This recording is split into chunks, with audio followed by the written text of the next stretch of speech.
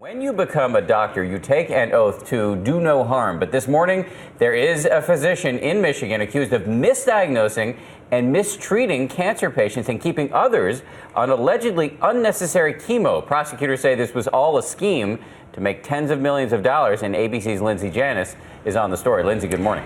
Good morning, Dan. This morning, Fareed Fatah is in jail after being charged with mistreating his cancer patients and defrauding the government of $35 million in false Medicare claims.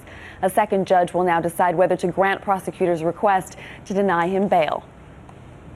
Federal prosecutors are fighting to keep 48-year-old Dr. Fareed Fatah behind bars, calling the oncologist accused of misdiagnosing his cancer patients a flight risk.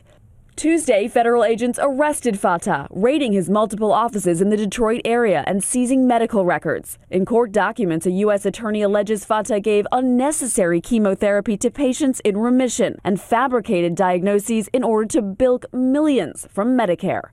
This morning, relatives of his alleged victims are speaking out. In a bond hearing on Friday, Jeff Burrs testified that when his father didn't respond to chemotherapy, Dr. Fatah refused to stop administering the drugs. From the time that my father began getting the chemotherapy, his health deteriorated just worse and worse all the time. Fatah's attorney says his client is innocent and that federal agents have been duped by disgruntled employees.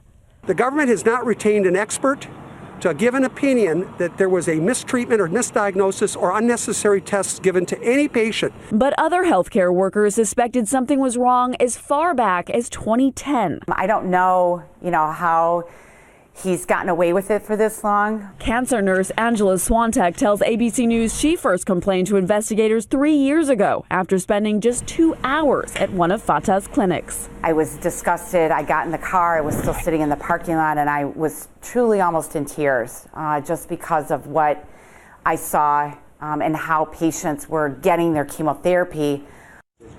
The state says it is still building its case against Fatah as more patients and family members come forward with complaints. If convicted, he faces up to 20 years in prison. Dan and Bianna. It's an unbelievable story. Yeah. All right, Lindsay, Shocking thank you. allegations.